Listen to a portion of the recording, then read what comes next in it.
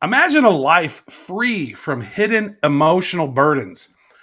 Join us today as Dr. Bradley Nelson. He's the creator of the emotion code and the body code. And he's going to reveal how unresolved emotions can maybe help shape our health and our happiness. And today we're going to uncover the transformative power of releasing these trapped emotions as Dr. Nelson guides us through his groundbreaking techniques from his personal trials to profound healings. You guys are going to get ready to enter this world, this journey where emotional release means personal freedom. So, you're going to want to tune into this one and you're going to discover how to navigate your path to wellness, how to live your best life, starting with just one profound, liberating step. So, you're not going to want to miss this life-changing episode 4 of the Spiritual Technologies Podcast. Welcome to the Spiritual Technologies Podcast with Travis Wright, where mindfulness intersects with the cutting edge of tech. Dive into conversations with leading experts that illuminate the path to a higher self, blending spiritual insights with technological advancements. Join us in this journey of discovery and transformation. Welcome to the Spiritual Technologies Podcast. This is the podcast for the conscious curious and the not so woo-woo, but maybe a little woo. So if you could subscribe and like and comment, all the things, do that. And I am rocking purple today for the highest color of the spectrum. Not because I like the Lakers, because I don't like the Lakers, but I didn't have anything purple. I said, I need to get something purple. But you know what I do like? I like Chris, our producer. He's helping out. Shout out to Chris. I like Myra, who's our assistant, helping, get the guest. I like all of them. And I like our next guest. Our next guest you're going to love. This is Dr. Bradley Nelson, and he is a pioneering holistic chiropractic physician and medical intuitive. He's celebrated for his development of the emotion code and body code systems, and these are approaches to energy medicine that have empowered thousands of people worldwide to resolve physical and emotional ailments. He's got over 2 decades of clinical experience across energy healing, chiropractic care, and medical intuition. Best-selling author of a couple of books, The Emotion Code and The Body Code, as well as an amazing native app. And he's a sought-after international speaker. And Dr. Bradley Nelson has transformed the lives of patients globally with these methods. And you're going to learn some of them today, how to release those trapped emotions and hopefully achieve some healing along the way. So join us. Dr. Bradley Nelson, welcome to the Spiritual Technology Show. Well, thank you, Travis, for having me on. It's really great to be here. I'm excited to do your show. Oh, that's so great. Yeah, as I was mentioning pre-show, I discovered you on Gaia television once upon a time, and I was like, whoa.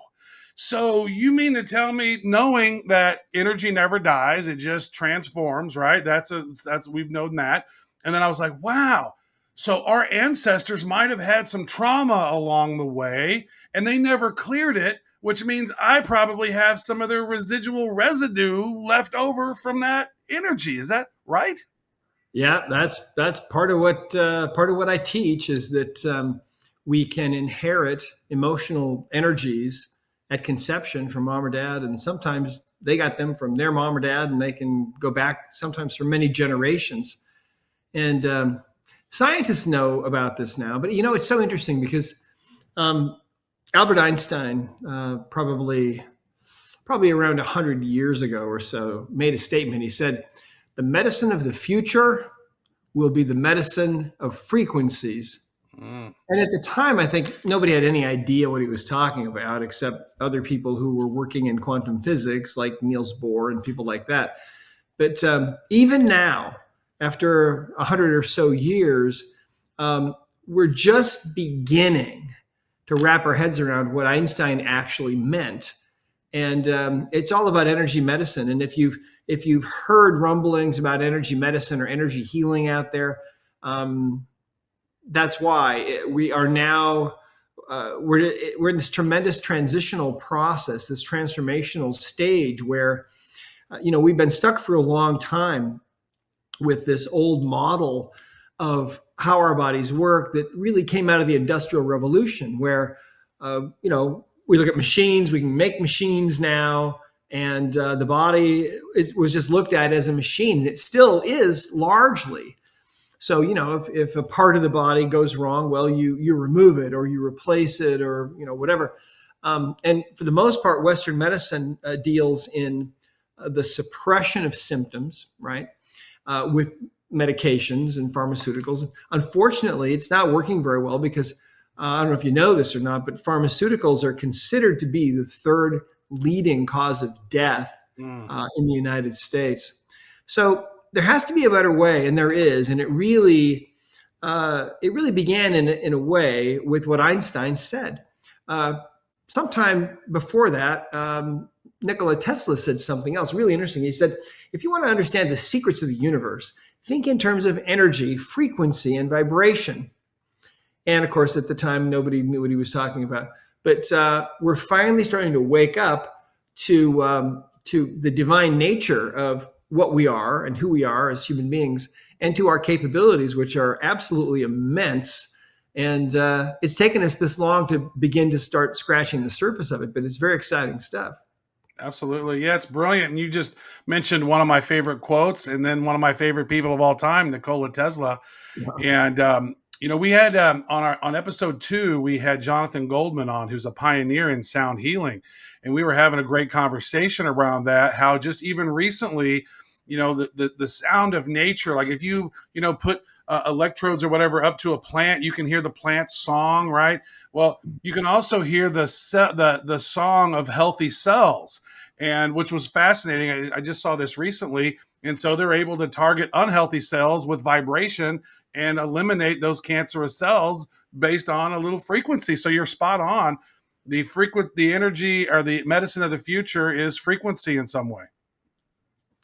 Yeah, it's really exciting. Well, my story, my story really began when I was 7 years old. I was really sick with the measles, and I'd overheard my parents talking, and I knew the plan was they were putting me in the hospital the next day, and I was going into something called an oxygen tent, and I didn't know what an oxygen tent was. The tent part sounded kind of interesting to my 7-year-old brain, but I was really sick, and I remember my folks made a bed for me on the couch upstairs in our house near their bedroom so they could keep an eye on me. And I remember lying there feeling really sick and feverish and nauseated. And my folks walked into the room. Everyone else had gone to bed.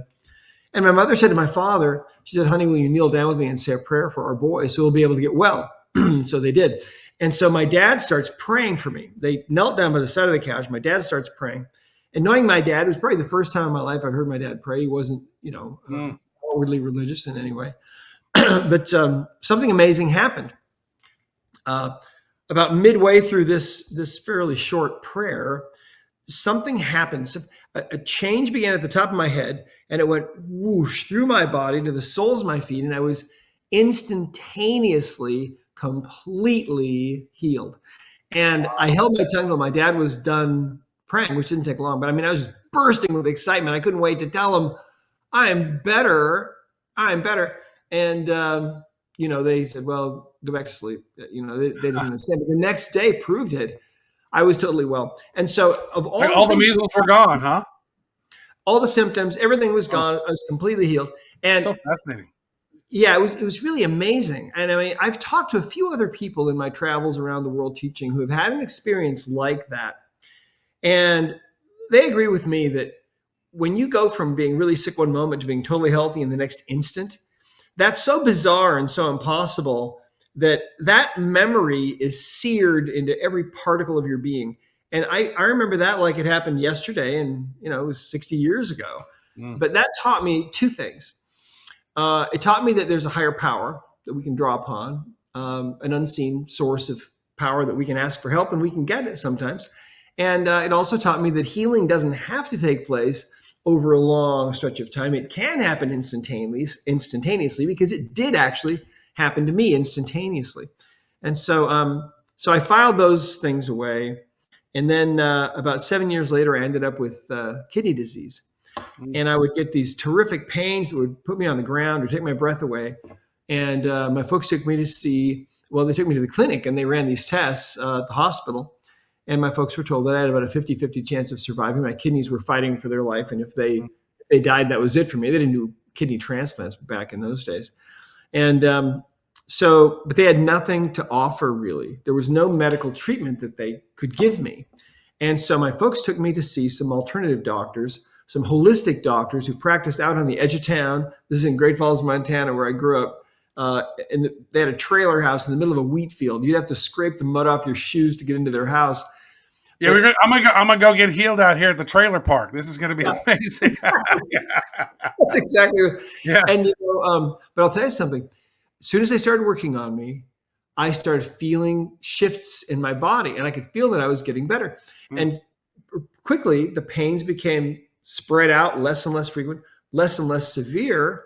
Within about 3 weeks or so, I think I'd forgotten that I'd ever been sick. And my folks took me back to the clinic and they ran all the tests. And as I recall, they ran the test twice, and it was one of those cases where they said, well, it's a spontaneous remission, whatever we did must have helped. But I knew they hadn't really done anything. It was these other people that had helped me. So I decided that's what I wanted to do with my life at that point, age 13. So that's amazing to have discovered that at such an early age, and having gone through 2 traumatic health challenges by the age of 13. Like that's completely fascinating. But I'm curious then about that. Then how did you, connecting that, then you went to become a chiropractor. So maybe what was it seemed like you're like, I want to help people be healthy, right? And then how do I figure it all out? So how did that maybe lead into the emotion code? Well, I was going to school in Hawaii in 1980, and I needed one more class to round out my schedule. And so the class that fit my schedule was a class on computer programming. I knew nothing about computers, but I took this class anyway. And man, a few hours of that, and I was completely head over heels in love with computers. That was it. I was a complete nerd. I didn't even know it. And my inner nerd came out. And so I became a programmer. And I was totally self-taught after that one class, never took another class. And back in the early 80s, when the IBM PC first came out, that was my platform. And I would go into people's businesses. I had a business called The Computer Tutor. And I would go into people's businesses and I would look at the flow of how they were doing everything. And then I would write this really simple software that would enable them to get some use out of their computer, because there was no software back then. Mm-hmm. And that's what I did. And I loved it. And I thought, I'm going to do this for the rest of my life. This is great.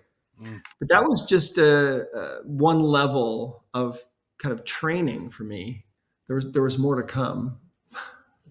Yeah, it is very fascinating, because I remember reading about that and I was like, all right, so he was a computer programmer early on. So that's like what, the punch card days? No, it was just shortly after that. We were using like cassette tapes and things, to store data. We were using magnetics, but I mean, the things you could do. When my first class was on these old Radio Shack TRS-80 computers that are in museums now. Right. That's fascinating. That was actually, that's so good. One of my business partners, he always talks about that computer. I was like, that's the first thing I got on that. And I was like, whoa. I was like, dude, you got on the internet way before me, bro. I didn't get on until 96. I was telling him he was getting, because I remember getting on really early on the internet and then getting on those BBS chats. And I was like, this is entirely too slow. This is going to be amazing. It's not amazing yet. I'm going to come back to this in a few years. And it turned out to be pretty amazing. So let's ask about these. Let's talk about these trapped emotions, right? And so when you go through your app on the phone, this has the body code thing, and you're kind of going, oh, well, which area do you have pain in, or you're feeling it? And then you click that, and then it takes you into this other section, and then you go through some muscle testing and click through that. And so, and then you end up normally getting to some sort of trapped emotion or something is going on with some component of your body. So maybe explain how these trapped emotions can affect our physical bodies. Well, the computer training that I had was really critical, because eventually, as time went on, I was doing that. And then there was a certain point that I got to in my life where I got an answer to prayer. I was kind of at a fork in the road. And the answer was I needed to go to my original dream of becoming a healer. So I went to chiropractic school. And I remember one day in school, my instructor was talking about the brain and how it was a computer. And I started thinking about that and started thinking, well, gee, if the brain's a computer, will we ever be able to access it and get information out of it? Because that would be such an amazing way to help our patients, right? And I thought, maybe in 200 or 300 years, we'll have that technology. Little did I know that's what I was going to spend the rest of my career doing. So to understand how trapped emotions work, there's a couple things you have to understand. First of all, you have to understand that the body itself is just an energy field. I mean, if you look at your hand, your hand looks familiar, but if you magnify it 1,000,000 times or more, you would have zoomed past the level of the cells and past the molecules, and you'd be looking at maybe a single individual atom. And if you look inside that atom, you'd see there's really nothing in there. It's just potentiality. There's some energies zipping around, at the speed of light. And that's what an atom is. And you'd notice the next atom is a long distance away. And so that's really what we're made out of. Now, quantum physicists understand this kind of thing. And a couple of them recently, a few years ago, came out and they said that if you could remove all the empty space between all the atoms in everybody's body on Earth, you could fit everybody on Earth into a box the size of a sugar cube. It's all 7.8 billion people. What? Now, that's wild. Yeah, to the rest of us, to us normal people, that doesn't make any sense at all. But that is actually the real reality of our existence. So these bodies are more like force fields than anything else. They're made of energy. Everything's made of energy. Well, when you're having this specific feeling, when you're feeling a certain emotion, every emotion has its own frequency of vibration, right?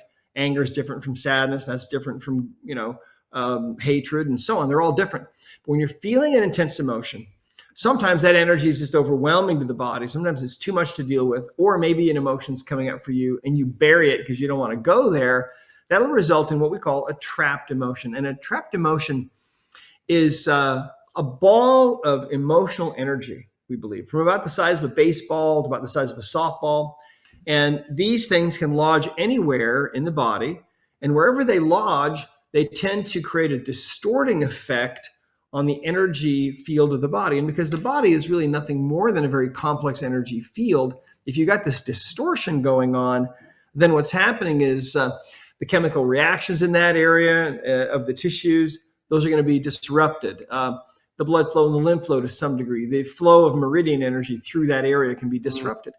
And so when you find and you remove a trapped emotion, it can make dramatic changes in pain. In fact, the reason I left practice and wrote the Emotion Code book, which looks like this, by the way, the reason I wrote this book was because I just felt that people had to know about this, because what I was finding was that 90% of all the physical pain that people were having, my patients, 90% of their pain was because of emotional baggage. These energies, emotional energies trapped in their bodies, sometimes from decades before, from their divorce or being bullied as a child or bad work situation or whatever it was.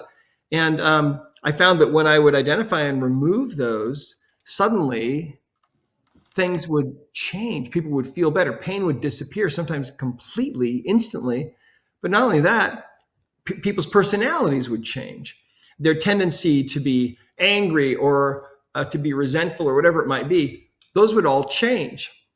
Yeah, that is very fascinating. And so you sort of, made that transition from, like, all right, now I'm doing chiropractic, I'm helping people, but you've learned how these emotions can impact people. So was that something, would you say, that maybe when you were 7 or when you were when you were 9 or 13 with the kidney issue, do you think maybe something subliminally or something subconsciously was some emotion was removed and you was able to work through that? Or have you, I'm really curious about the introspection about what you know now versus what happened then. Like, how would you describe that now? Well, I think that, first of all, I know that God is real, that he lives. He's our Father. He loves us. And I've had some profound spiritual experiences that have taught me some really powerful things. And I think that all healing really comes from above, ideally. And what we teach our practitioners, we've certified almost 13,000 people now around the world. And what we teach them is that the highest duty of the healer is to act as a go-between for that higher power.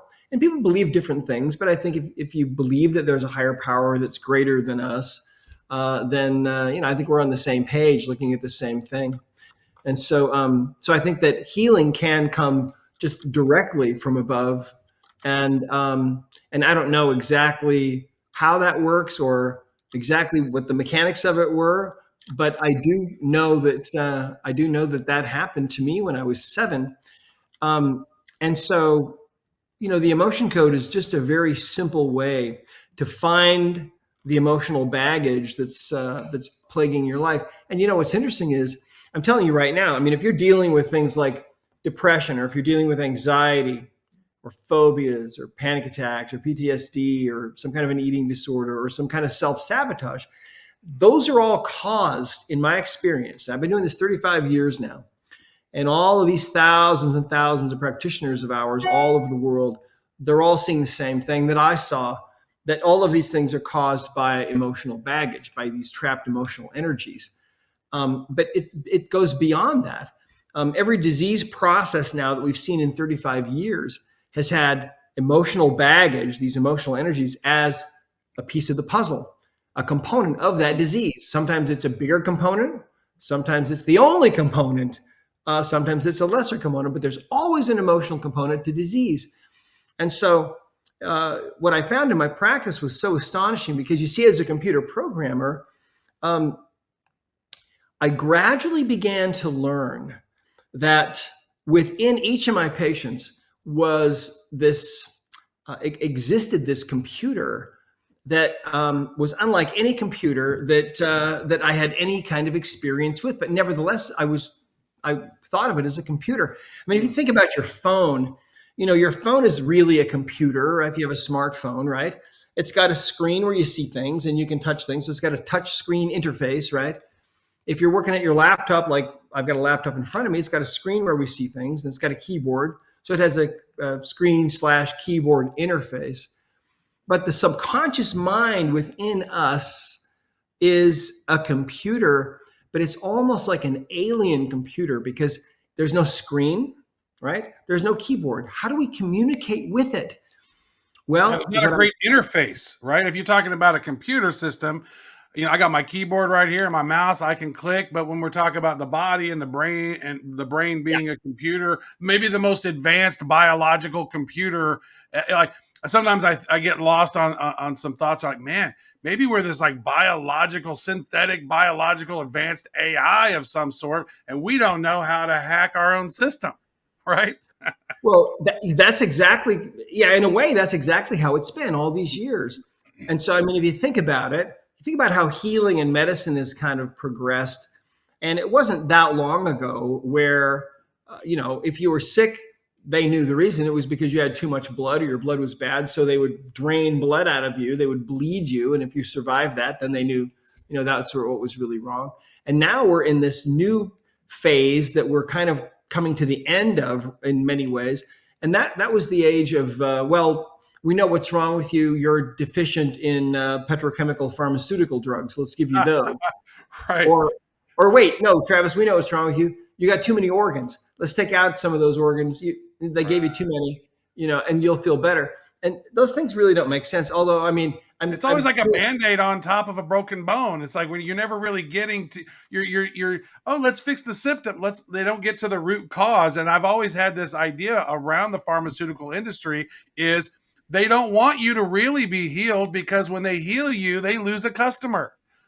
Unfortunately, yeah, it's not really wellness care. It's not really healthcare. It's really sickness care. It's really true. I mean, there's always going to be a need for Western medicine. And by the way, Western medicine is fantastic at acute problems, right?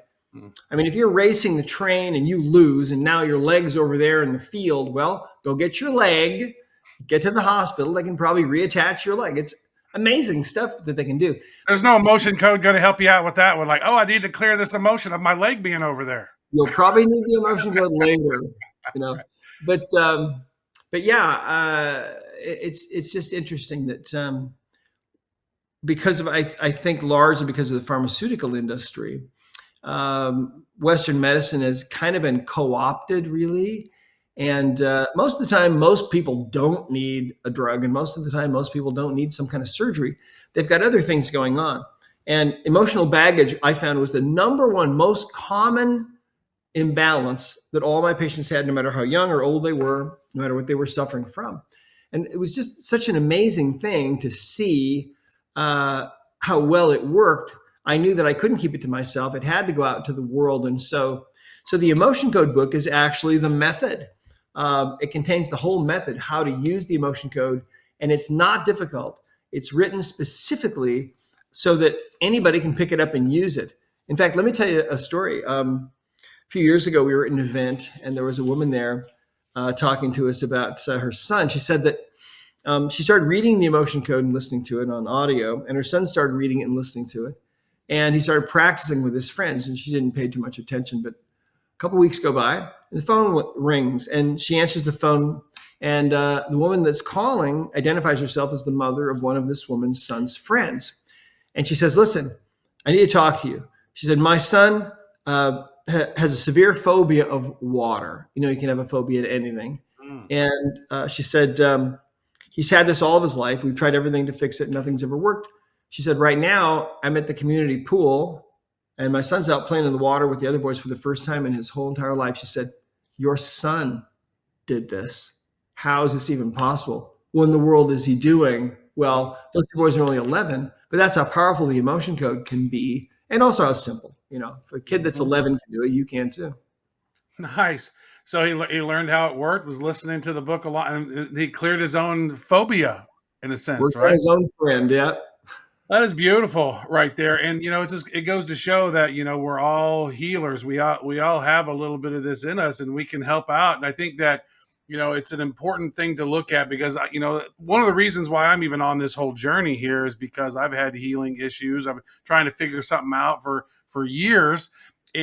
But I look at it as a blessing because if I hadn't gone through any of this stuff, these challenges, then I would have never have discovered 95% of the information that I ended up diving into. So it's really been a blessing. And I tell you what, I would have never subscribed to Gaia. I would have never have sat there and ended up tuning into one of your sessions. And so it's a little butterfly effect. So even if you have some health issues, it can be a blessing for you because it's going to open up doors that maybe weren't going to open up otherwise. Yeah, it's amazing. There are no coincidences, I believe. I agree. I think that our lives are really planned out, and the families we're born into and the things that happen to us are all part of our progression through the eternities. And we're here to learn certain things and learn certain lessons, and life might be really difficult for us. But, as Tony Robbins used to say, life doesn't happen to you, it happens for you. Mm-hmm. I think that's true. Yeah. And he wrote the foreword to the emotion code, right? Or the body code. Did, That was beautiful. I saw that interview with him and I was like, what? Like that was one of the early ones that kind of got me on that personal development track and being like, hey, Travis, you ain't got it all figured out yet. There's so much that you got to do and learn and grow. And such a great mentor he was. Yeah, Tony Robbins, it was wonderful to connect with him. And of course, we're friends now, but it was probably about 5 or 6 years ago that we made a connection, and then they invited us to their home, and we actually were able to work on them. And he wrote the foreword for the book, but it was really fun because I'll never forget sitting in his living room and telling him how 30 years before, my wife and I bought his program off of an infomercial, and it changed our lives. Yeah. 2 months later, we were in our own home and in our own practice. With no money down, it was kind of a miraculous thing, but so much. And that's all energy too, everything is energy, and the thoughts that we have and our expectations impress themselves on, the, whatever you want to call it, the matrix around us. And then those subatomic particles change, and, reality changes depending on what we believe and think and expect and so on. So it's an amazing universe and world that we live in, but we're just kind of beginning to really, unravel it. Yeah. I saw somebody make a quote the other day, and it said something along, Christians call it prayer. Atheists call it the placebo effect. Spiritual people call it manifestation. Quantum physicists, they call it the quantum field, right? It's about nobody's denying it, that it doesn't exist. They all agree. They just call it something different. Yeah, that's right. Yeah, everybody calls it something different, and it's all part of this interesting, fascinating life that we are living, that I believe is really divine. Yeah.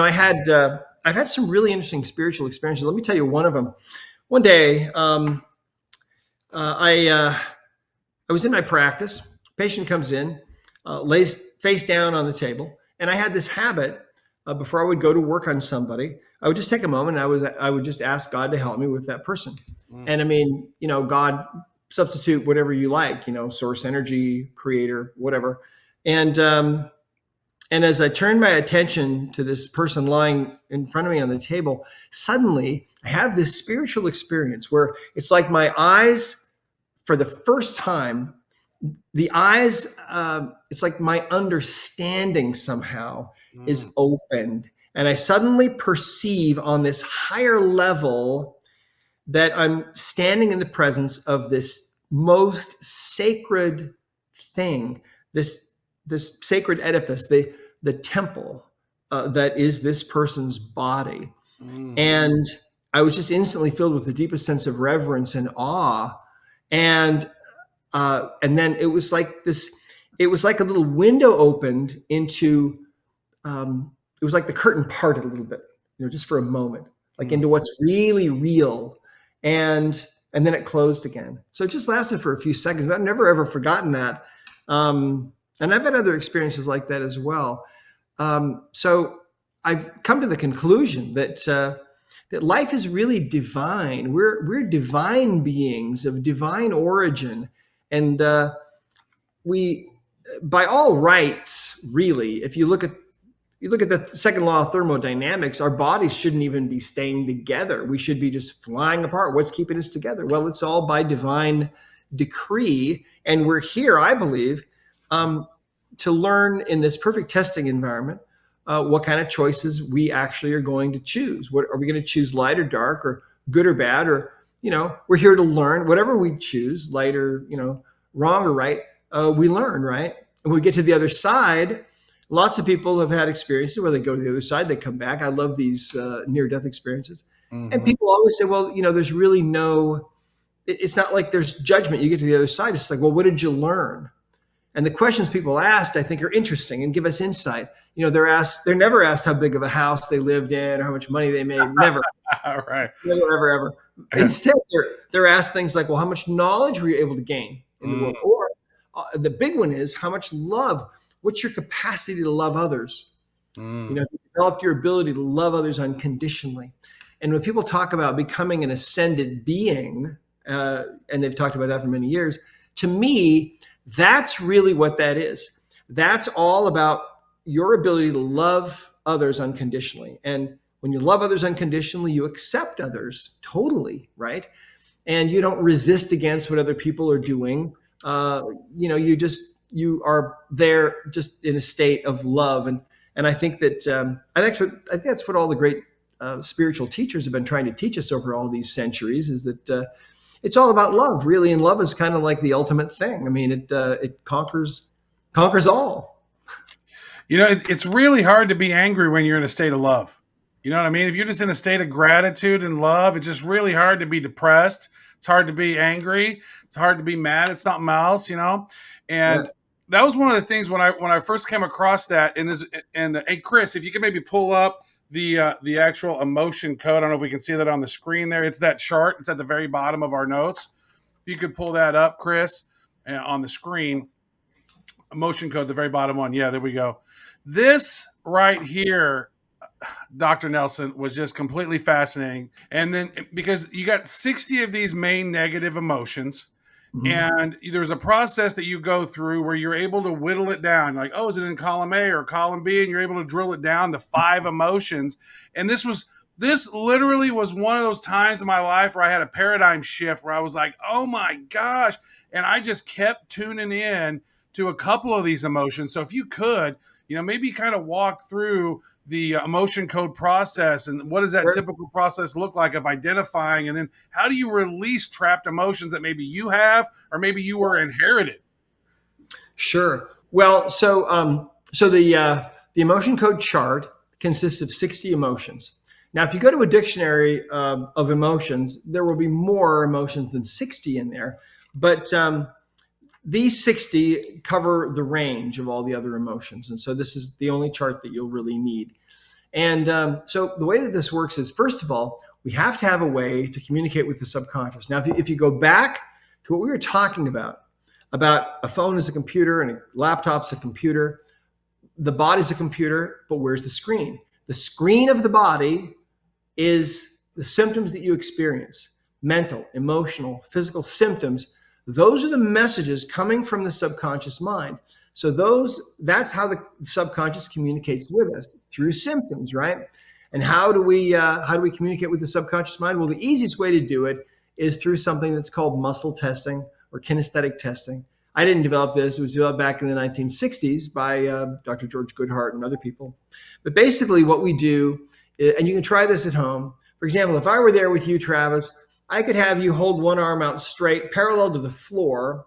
And if you were to make a true statement like, my name is Travis, I could press down on your arm and you'd be strong. You'd be able to resist me.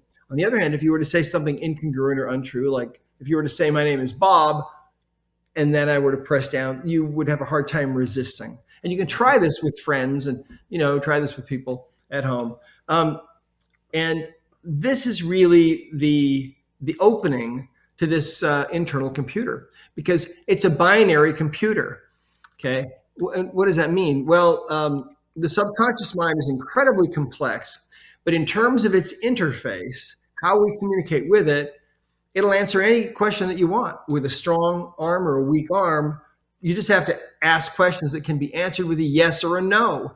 Kind of like, imagine if you went to Google. Imagine if Google could give you any answer that you wanted, but what if it could only give you a yes or a no answer? Mm-hmm. Well, you'd still get the answers, but you'd have to kind of narrow things down. You'd have to go from broad to specific. And that's how we do it with the body. So for example, what we could do is, let's say I'm there working on you, you're holding your arm straight out. If I were to ask, do you have a trapped emotion we can release now? Let's say your arm goes strong. That would be a yes answer. Then we'd look at the chart of emotions. And your subconscious mind would know exactly what emotion on here out of these 60 that you'd be after at that moment, or that we're looking for. And so I would ask, is this emotion in column A? Maybe that's weak, so that would be a no. So now we know it's in column B on the chart. And so we would ask, all right, is it in one of the odd rows in column B? Maybe that's a yes. Is it in row 1, column B? Maybe that's a yes. So then it's effort unreceived, heartache, insecurity, overjoy, or vulnerability. So then what we do is we just ask, well, all right, is it effort unreceived? No. Is it heartache? Maybe that's a yes. At that point, we would ask, all right, do we need to know more about this? Because sometimes the subconscious mind needs us to dig a little deeper to fill in some blanks before it will allow that energy to be released. And so if the subconscious mind says, yeah, you need to know a little bit more about this, that's strong, we would ask when this happened. So we'd ask your age, and then we divide your age span in 2 and ask, did it occur before? Say that you're 40, we'd ask, did this occur earlier than 20, between 20 and 30? And your subconscious mind would know exactly when it happened, and we'd identify the year. Then we'd ask, do we need to know more? And we probably wouldn't at that point. Sometimes you have to dig a little bit deeper. But then what we do is, if you're working on yourself, you can take a magnet like this or your hand, and you release the energy by just swiping from the forehead over the top of the head to the back of the neck 3 times. Does it matter how strong of a magnet, or just a regular magnet, or we're just kind of interrupting the pattern of that field or something, right? Yeah, well, what you're doing is you're putting magnetic energy into what we call the governing meridian, which flows right over from the tailbone straight up the back, over the top of the head to the inside of the upper lip. And so you can use your hand, you can use a magnet, any kind of magnet works, any strength of magnet works, doesn't make any difference, any polarity, doesn't matter. And you can use your hand. Now, here's how we find an inherited trapped emotion usually. Let's say that we're testing you, and we find that you have an emotion that's in column A, and it's in row, or let's say column B, row 1, just like the last one. And then we ask, all right, is it effort unreceived? No. Is it heartache? No. Is it insecurity? No. Is it overjoy? No. Is it vulnerability? No. If they're all weak, or if you just get weird answers in a particular cell, that's your clue to ask the question, is this an inherited trapped emotion? And that would come back strong. Then you go back through the list. All right, is it inherited effort unreceived? Is it inherited heartache? Maybe it's inherited insecurity that goes strong. And then at that point, because see, the subconscious mind is this unbelievably powerful computer that remembers everything. It also knows what emotional baggage you have. And if it was inherited, it knows where it came from and how many generations back it goes. All that information is just locked inside of us, see? So then you could ask, well, all right, this insecurity, did you get this from your mom when you were conceived? Maybe that's a no. Did you get it from your dad? Oh, you got it from your dad. Did your dad get it from somebody else? Yeah, from his dad? Okay, yeah. Does it go back even further? Yeah. How many generations? 5, 10, 15? Maybe that's a no. Okay. 11, 12, 13, 14. So 13 generations. So that's how this works. And, as far as the inherited trapped emotions go, it's really interesting because it wasn't very long ago. I mean, it was like 15 years ago or so that they did this study I believe it was in Atlanta. It was a study with mice. And what they would do is they would put these mice, and they divided this big group of mice into two. And one group of the mice, what they would do is they would send an electrical shock into the cage at the same time as they would blow in the scent of cherry blossom. And it didn't take long before the mice, when they smelled cherry blossom, they would have a fear reaction, right? So they found that the offspring of those mice would have the same fear reaction generations down the line, even though they'd never smelled cherry blossom and had never been shocked. So then what they did is they took sperm from these mice that had been sensitized, and they took the sperm to the other side of the campus and impregnated female mice that had never smelled cherry blossom and had never been shocked. And sure enough, their offspring were sensitized. So they have no idea how this works. Well, it's a quantum phenomenon, see, and so we know how it works. And one of the research studies that we want to do is we want to duplicate that study, but release the emotional baggage that the mice develop from being shocked at the same time they're smelling the cherry blossom. And we're about 99% sure that we can alter the outcome, because they now are saying that animals will pass, even lower animals will pass down traumatic experiences up to 14 generations. See, and we're no different. Some ancestor of yours maybe is thrown into the poorhouse, and maybe that energy now has been passing down to you, and that's why you have a hard time with money. Or maybe your 8th great grandmother was jilted at the altar, and that feeling of betrayal now is in you and is part of your operating system, even though it's not yours and it's not your fault. It's something that you brought into this world with you. Yeah, so I kept experiencing the emotion of unworthiness. And I was like, where is this coming from? Oh, I was like, oh, well, that's because my stepdad always used to call me worthless. And I was like, nope. I've had this 13 generations back, this feeling of worthlessness. And you're just like, that was what's really wild to me. Is like, I had issues of abandonment, issues of feeling unworthy, and going through and clearing some of that stuff up. Just the fact, I think, that even if it is placebo effect and you're going, wow, 13 generations ago, there was unworthiness, and now I'm releasing it. And even if, let's say, on the quantum field, let's say it didn't work, at least you cleared it out, you believe it, you understand it, and you go, so that's why I'm that, right? And so maybe even that is a potential that can help you to release some of that stuff, because, I do agree it's on the quantum field. There's something going on here that, that you're on to something with this. And I think that maybe people who maybe don't understand it can go, wow, okay. It's that moment of understanding why you have it or how long you've had it was just completely mind-blowing to me. Yeah. Well, one of the beautiful aspects of this work, and you mentioned the placebo effect, of course, which is very powerful and welcomed.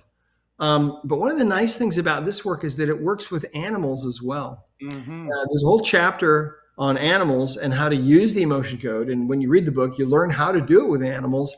And there's no placebo effect with animals, but we see amazing things happen. In fact, all of our practitioners have to, as part of their certification program, they have to work on minimum 5 animals.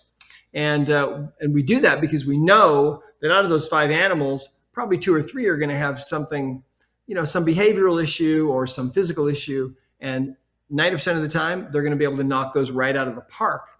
And so that's a beautiful truth of this work, is that it's actually not the placebo effect. It actually is changing things on a quantum level in the body. And the proof of that is that it works so well on animals, better than anything else we've ever seen. That's so beautiful. Now, you mentioned the holding the arm out and doing that test. You really can't do that by yourself. In our last episode 3, we had a great interview a quantum physicist, Cynthia Sue Larson, and we were talking about that. I said, hey, my next guest, Dr. Bradley Nelson, he's coming up. Awesome dude. Because she had mentioned about how to do some self-applied, kinesiology, right? Yeah, And then, sure. so what is your preferred method? Because I do the interlocking fingers method to test that. What are some of the other ways that maybe if you're by yourself, because most of the time people are going to be by themselves when they're going through some of this stuff. How do you recommend self-applied kinesiology? Well, we teach a number of different methods. We teach a method called we call it the hand solo, where you have one hand. You can do it one-handed, one finger on top of another. And the bottom finger is analogous to the outstretched arm. Okay. That finger will tend to stay strong for yes, or on downward pressure will bend. That's a method. I like this one. We call this the ring in ring method, where you put a ring inside of a ring. Yes, I love that one. Yeah. Yeah. I mean, on a yes, it'll tend to stay strong, and on a no, it'll tend to break open. You know what I love about that one too is just that, because I'll use my middle finger on both sides and I'll go through, is that if you're just out and about and doing, like, sometimes I'll be all like, hey, this right here, should I get this product? Is this healthy for me? No. Sure. And I was like, okay. And there's not a big, you're not making a big scene. It's something you can be very kind of discreet about, and just almost looks like you're fiddling a little bit, and you're able to heal along the way. Yeah, you can. There are other methods too. There's a method called the sway test. We teach that early on in the emotion code, where your body will tend to sway forward if you're thinking things that are true or congruent, tend to sway backwards if you're thinking things that are negative or incongruent or false. That's another method. You can also use, there's another method that we teach. We call it the finger pad test, where you're just rubbing your thumbprint and another fingerprint together. No, I thought that was the world's smallest violin. Well, it's stereo if you do both, but it'll tend to stick, right? Okay. It'll tend to stick on yes or no. And that goes back thousands of years, really, to the ancient Chinese, who had some kind of a method that they would rub a fingernail and it would be sticky for yes, or it would slide for no, or vice versa. I don't know exactly, but I haven't been able to duplicate that. But then there are also things you can use, like, for example, you can use a pendulum. There are dowsing devices you can use to get answers. For example, my favorite dowsing device is this little one right here. This is called a bobber. You can go on Amazon and you look for dowsing bobbers. You can buy these. What this thing does, I'll show you. If you just hold it, and if you ask for a yes answer, it tends to go straight up and down. If you ask for a no answer, it tends to go sideways. You see? Whoa! Look at that. Yeah. I like this one. It's really sensitive, and it's just so simple. It's a little piece of wood for the handle, a little bit of old car speedometer cable. That's kind of a cool little gadget. Actually, kind of a little play thing. Yeah, very nice. Yeah. I love that. So as we dive into the emotion code, and you go, okay, there's all these different emotions that can tie into maybe what I found was interesting with using the app is you can go in and say, okay, I'm having maybe problems with my neck or whatever. You're going through these, and you're actually going through the body code. You're able to go through and see the individual piece. You're like, oh, this is something to deal with your skeleton. Right. You're like, oh, my skeleton, what's wrong with that? You're going through and it's just fascinating. So maybe talk about that, about how, and then you're going through, you're drilling it down, and then you go, well, is there maybe something else you need to clear? So a lot of times there's not just one, there can be multiple emotions that's causing that physical pain, right? Well, right, exactly. Let me share with you. Let's see. Okay, so what we have here is the body code. Now, when I was in practice, what you have to understand is that I was really dedicated and kind of obsessed, really, to getting to the underlying causes of what was wrong with my patients. But think about this, okay? I'm a holistic doctor. I don't have a license. I don't have a DEA license to give people drugs to suppress their symptoms. I don't have a license to do surgery. I can't remove troubled organs. So I'm left with this dilemma of having to actually figure out what was wrong with people. And so I gradually began to learn about the subconscious mind, that it was a computer, and I could ask questions and I could get answers from it. And so as time went on, I did this more and more and more. And gradually what happened was I always had a computer there with me where I was recording things. I gradually was able to put together this kind of a knowledge base. And I found that there are really 6 different categories of imbalances that cause all of our symptoms. And so are you able to pull that up, Chris? There it is. Look at this.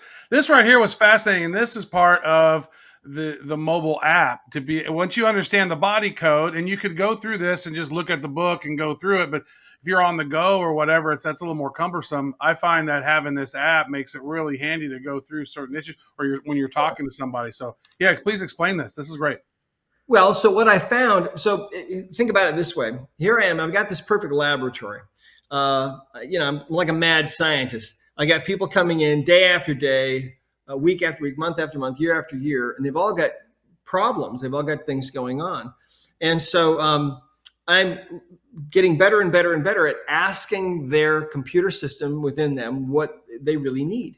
And so when I would find a new kind of imbalance, I would log it in this computer system. And the body code system that you're looking at here on the screen is really the outgrowth of all of that. So to give you an idea, okay, let's start over here with energies. Energies are energies that are foreign to the body that shouldn't really be there.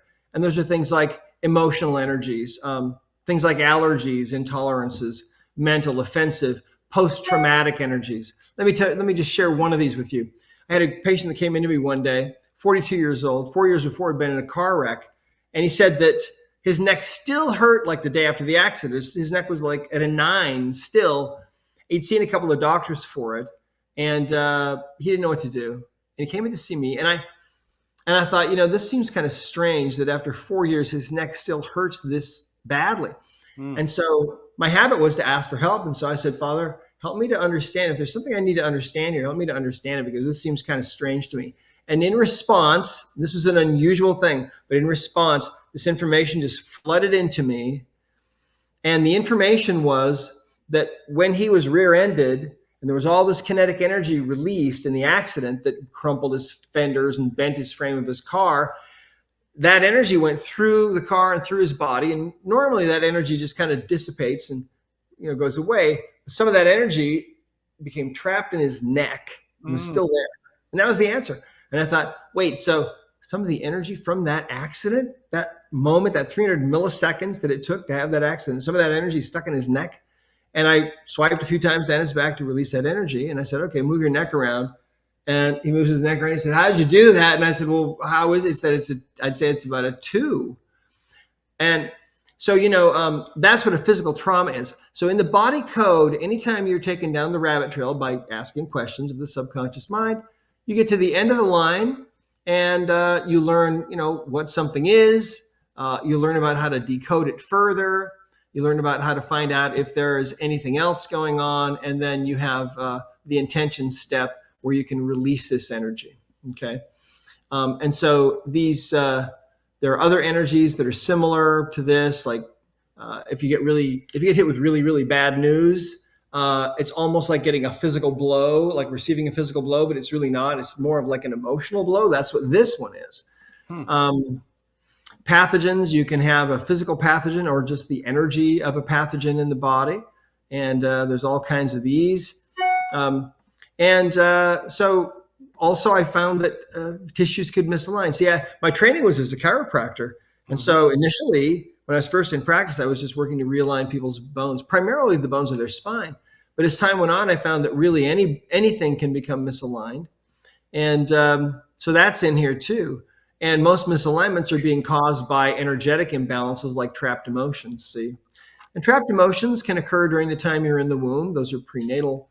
Or even before you're conceived, we call those preconception. Or they can be inherited, like we were talking about earlier. You can absorb emotional energy from somebody else. You can actually share an emotional energy with somebody else. If, let's say you're with another person or a few people and you experience the same intense emotion from whatever it is you're witnessing, you can all share an energy that's just one energy. It's a weird phenomenon, but that's quantum physics. I mean, Quantum physics is not like the world we're used to. It's different. But you can have disconnections. My wife actually was pregnant with our daughter, who is 24 years old now, and she was really sick with morning sickness. And I asked for help from up above, and I got an answer that it was a disconnection between her brain and the fetus. And so now we're able to, we have practitioners now that just specialize in fixing morning sickness, believe it or not. And so that's an interesting thing. We know that the spirit can sometimes go out of the body. You can have disconnections. You can actually have what we call a spirit break or a broken heart. So these are all things you can find. You can find toxins too, dental toxins. In the body code, you can drill down to individual teeth, and the subconscious mind will take you there. And then you can find out, well, what do we need to do to help this tooth to function better? Yeah, I discovered that I have a couple of issues because I have mercury fillings in a couple of teeth, which is probably not great, and so that mercury is causing some additional issues. Definitely. What you need to do is go to YouTube and watch a little video called "Smoking Tooth," and it'll cure you. It'll cure you of your procrastination of getting rid of this. That's very good. So you talked a bit about the relationships. Maybe you share an emotion with someone else.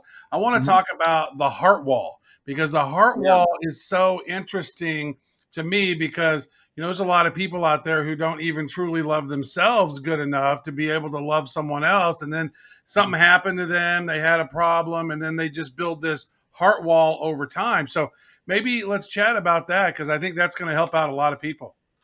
Absolutely. Well, back in the early 60s, in the 60s, I can't remember exactly when it was. I'm trying to, because I actually lived through it. It was probably in the mid 60s. I don't remember. But they started doing heart transplants. Dr. Richard DeBakey, first heart transplant. Huge news, worldwide news. And as that procedure became more routine, doctors started noticing that patients would sometimes come back and report strange things, like that their taste in music or food or sports had totally changed, or that they had memories now of being in places that they never in their life had ever visited, but it would always turn out that those were places that the donor had visited. So somehow those were the donor's memories. There are books written about this. It's called cellular memory. It's fascinating stuff. But what we now know is that when you are going through something and you feel like your heart is breaking, that's a physical sensation. We refer to it often as heartache. And that's because the heart really is everything the ancients believed it to be. It's the seat of the soul, the source of love and creativity and romance. And so in the West, in the modern era, we've only looked at the heart, like everything else, as a machine. It's just a pump. That's all it does. But no, there's much more going on there. In fact, it wasn't until the 1970s that they discovered the heart was full of gray matter and white matter. And they call it the little brain in the heart. And when they look at the communication between heart and brain, they see that most of the communications are going from the heart to the brain, indicating that the brain in our heads is obeying the messages being sent by the brain in our hearts. Well, when you feel like your heart is going to break because you're going through you're going through a divorce, or you're being bullied, or whatever it is, that is really an assault on your heart. And you can feel like your heart is going to break. And so the subconscious mind will build a wall around that heart to protect your heart from being totally broken. And we call that the heart wall. And we find that 93% of people have this phenomenon going on. And when that wall is taken down, creative ideas start to flow for people that never flowed before. The best ideas you'll ever have will come from your heart, brain, instead of your brain. And people fall in love who never thought they would, even sometimes in advanced ages. People have told us that for the first time in their life, they know what it is to feel love or to feel joy. We've seen both of those kinds of things. And we've also had people tell us that for the first time in their life, when that wall was taken down, they could feel the love of the creator, God, or the universe, whatever, for them. And so it's really a profound thing. And it actually had to be shown to me. We tell the story of how this came about in the book, but it had to be shown to me because I don't have this kind of imagination. I never in my wildest dreams could have imagined that this kind of thing goes on. But 93% of people have put up a wall around their heart. That's part of the reason why the world is so screwed up, right? Right. If we can take down enough of those, the world's going to transform, I think, in an instant. I love that, and it's one of those things that's one of the main reasons I wanted to talk with you. And actually, you were an inspiration for me to even create this show, because I was like, you know what, I'm going to create a show that's going to be valuable, and I want to get Dr. Bradley Nelson on and have a conversation around some of this stuff, because it's Awesome. I think the world needs to know this stuff. This is stuff that's like it's completely fascinating. And I was thinking about even the residuals around, something as horrible as slavery. Like descendants of slaves probably have some residual trauma, and releasing that trauma could be very helpful for them, and then slavery goes back generations. I mean, I'm Irish and Viking, so there's probably all kinds of trauma that my body has received over time. And if everyone realizes, hey, like, we don't have to be a victim, we can actually use these technologies to help free us from some of this stuff that's causing these issues, we're going to be much happier. We're going to be much nicer to one another. It's going to create just a better society for everyone. Absolutely. Couldn't agree more. I have to tell you one story. I was in LA once a few years ago doing an event, and there was an elderly Black woman that came up out of the audience and I tested her. We found she had an inherited trapped emotion of panic that went back a couple hundred years to when her ancestors were enslaved. And we released that from her. And of course, what the subconscious mind tells us is that that's also releasing from all those ancestors as well, because they're spirit beings, they're still alive, and there's a lot of amazing stories about that. But let me ask on top of that real quick, because this was going to be my next question. So if you release it for this person, then all their ancestors get it released. Does all the descendants and all of the brothers and sisters and aunts and uncles, they all get it released, and the children too? It goes from everybody in all directions, because and that's the weird quantum physics aspect of this. When you have a trapped emotion, it's really just one energy. But if you conceive a child and you share that with them, it's not like you're, making a Xerox copy of it. Mm-hmm. You're just sharing the access to it in some strange way. It's in source, in all places, at all times, regardless of where any of those descendants are. Doesn't matter. That's the quantum field right there. That's wild. Right there. That's the quantum field. So we release it from everybody. But anyway, the thing that she said to me was interesting. She turned to me after we released that trapped emotion of panic from hundreds of years before. She said, maybe that's why the young Black men run. And I said, what do you mean? She said, well, young Black men will often run from the police. And when the police catch up to them and they say, why did you run? They'll often say, well, I don't know. And I thought, oh, that's interesting. It was an emotion of panic that we cleared from her. But yeah, I mean, the baggage that we're all carrying in our lives, it's not only from our life, it's also from their lives. And it's a beautiful thing to be able to find that energy and release it, because you're freeing not only yourself, but also them. And it's one of the most beautiful aspects, I think, of this work. It's so powerful. And you've got a training program in place now. And I would agree. I think this is great. More people need to know it. I've been working on myself. I've worked on some family members where I can, and just kind of, it's interesting. I'm not a trainer, but maybe talk about how does the training programs work for the practitioners, so that they can learn how the emotion code and the body code, how that works. Well, absolutely. Well, we have a website at discoverhealing.com, and on our website, here, I'll just go there really quick. This is what the site looks like. And under the Get Certified button, you can see. Let's get rid of that really quick. You need to join the email database. Certified. You can see. Yeah, we've got 3 levels of certification. We have emotion code, and then level 2 is body code. Level 3 is what we call the belief code. And so we start with the emotion code for people.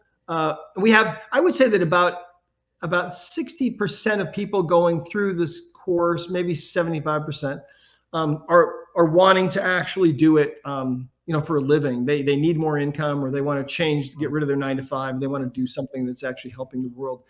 The rest of the people just want to go through the program so they really own it and can really learn it well. Level 1 is a prerequisite for level 2, and that's the body code.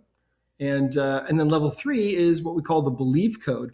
And the belief code is also really exciting. These programs basically are, they're all 6 months long. And, but you actually, I mean, you have 6 months hard deadline, but you can do it faster than that if you want to. The record, we had somebody that went through the first 2 levels in just 9 days each. So you can do it as fast as you want. Most people will do it in about 3 months. But anyway, we showed you the emotion code. The body code, is this extremely complete system that enables you to drill down and find even things like nutrients. I mean, that looks familiar, right? Looks like the emotion code chart. Same thing, works the same way. But we've just recently added what we call the belief code. And the belief code is a way to zero in and find the negative statements that exist in your subconscious mind that maybe you learned as a child, like I don't deserve love, for example, or I hate myself, things like that. You can find things like that, and there are 7 categories of these beliefs corresponding to the 7 chakras. And that was my favorite. We had all these images made. I love this one, the girl sitting on the limb and sawing off the limb she's sitting on. It's sabotage, right? If you go into that one, I mean, the subconscious mind will guide you to these beliefs. It's the most amazing thing. So a negative belief system you can think of as being kind of like a tree, okay? Right. And a tree, let me see, there it is. A tree has roots and, a trunk and branches and leaves and so on. And so a negative belief system can start out with a what we call a faulty core belief, like I'm no good. And then the trunk of the tree we would refer to as limiting beliefs, like I'm no good, therefore I'll never be happy, no one will ever want me, I'll never marry, things like that. And then you can have negative programs at the top that are kind of similar. And what we're able to do now by identifying these belief systems, sentence by sentence, we're able to actually then go to the body code and unplug any emotions that might be giving power to a system or any other things in the body code that might be plugged into that system. We're able to unplug, and it's like unplugging the cables from a belief system that you have and then releasing those beliefs, and they don't seem to be coming back, and people are having really dramatic and really amazing results working with people using the belief code. And they all 3 work together. So it's really a complete healing system. That's beautiful. It sounds like you got a new book coming out then. Well, the belief code, I don't know if it'll be a book. We don't have a plan to make it into a book at this point, but you never know. A couple of years down the road, it might be a book. Yeah. Because it seems to me like I know that a lot of my ailments, like I had throat issue and stress, and I still have it. And I know that part of my belief system was I was saying, "Oh man, it's getting worse." You can feel it. I can tell it's getting worse. Like, and then I think a lot of people are going through a system like that when they're not healthy, and they tell themselves negative things, and they start believing that, and that becomes their story. And then, wow, you need to release that, because if you can release that, then that's going to potentially lead you to a healthier thing. So this is brand new. I've never even heard of the belief code part of this yet. Yeah, we have. By the way, one of the things that you can do on the site at Discover Healing. Oh, if we can go there really quick, let's see. All right, here we go. One of the things that you can do is you can go over the practitioner tab. We have practitioners all over the world, and we have I think around 1,000 belief code practitioners, about 3,000 body code, and about 13,000 emotion code. And so wherever you are in the world, you can probably find somebody that can work with you. But one of the things that people need to realize also is that you don't actually have to be there, because this is quantum physics. And so it can be done at any distance just as well as it can be done live and in person. And so, if you want to find somebody that's right next door, that's great. You can, but maybe, oh gosh, we got some new people here. Look at that. Very nice. I see some people all around me, so that's pretty good. And then what I love about it is the more people that hear about it, the more people that learn about it, the more emotions get released. And I think that this right here is something that the more people clear those emotions, man, the better society could be, because we're all grumpy and we're so divided right now. Like it starts with ourselves. And we're a lot of times we're our own worst enemy in the beliefs that we say we're telling ourselves. We have all these issues that we're not resolving. We don't, a lot of times, don't even know how to resolve them. Right? Absolutely. But we're cracking the code on it now. So with the emotion code, the body code, the belief code, that's very good. We've cracked the code. So there you go. So people, if you want interested in doing that, go to discoverhealing.com and go chat with him on that. Now we're wrapping things up here, Dr. Nelson. I want to thank you again for your time. What I like to do, one of my favorite podcasts out there is the Diary of a CEO. And when he gets done, he has the guest write a question for the next guest. And then they read that. So I have both of them. So which one do you want? This one right here or this one right here? Which one speaks to you? I'll take the one in your right hand. The one on my right hand right here is my right hand. All right. Okay. So this is from the first edition of questions. And so what's going to be fun is I'm going to go ahead and do a nice little shuffle here. These are fun. Such great questions by some of the world's most brilliant people. So go ahead and tell me when to stop on my thumb. Okay, right here? Yep. All right. Lewis Howes had this question here, and it says, how much do you accept yourself, have positive thoughts about yourself, have healed your wounds, and fully love who you are authentically? Well, that's a great question. I think that I'm about 90% of the way there. I think that that's something that we all, I think, have room for improvement on. As we go through life and we live our lives and we make mistakes and we do things that if we could go through it again, we might not do. That's a great question. So I think I'm most of the way there. I got a little bit of room to go yet. I think you're doing pretty good. You're actually building tools for other people to find their stuff out as well. So that's awesome. So Dr. Bradley Nelson, any final words of wisdom or encouragement that you'd like to share with our audience? Well, I would, a couple of things. I mean, first of all, we see the world in turmoil, right? We see all the craziness going on. But you have to remember that it's like the yin yang symbol, right? There's the dark, there's the light. If the dark increases, the light has to increase as well. And so it's important to realize that the earth, in a sense, is in labor, and it's laboring to bring forth this whole new world that's going to be dominated and ruled by love. And that's where we're going. All these old constructs, all of these old crazy ideas, like using war to settle differences between nations, and the insanity of things that have gone on and been accepted for a long time in this world. The world is waking up, and the level of consciousness of the planet is expanding a little more every single day, and it's never ever going to go back to where it was. So we're in a very exciting time. It's a volatile time, yes, but it's a very exciting time, and I think that right around the corner, there's a whole new world that is going to be ushered in. And I'm very, very excited for that. So that's one thing. The other thing I would say is that there is a healer within you. I don't care who you are. I don't care how old you are. I don't care if you're a man or a woman, if you're an old person or a young person. There is a healer inside of you.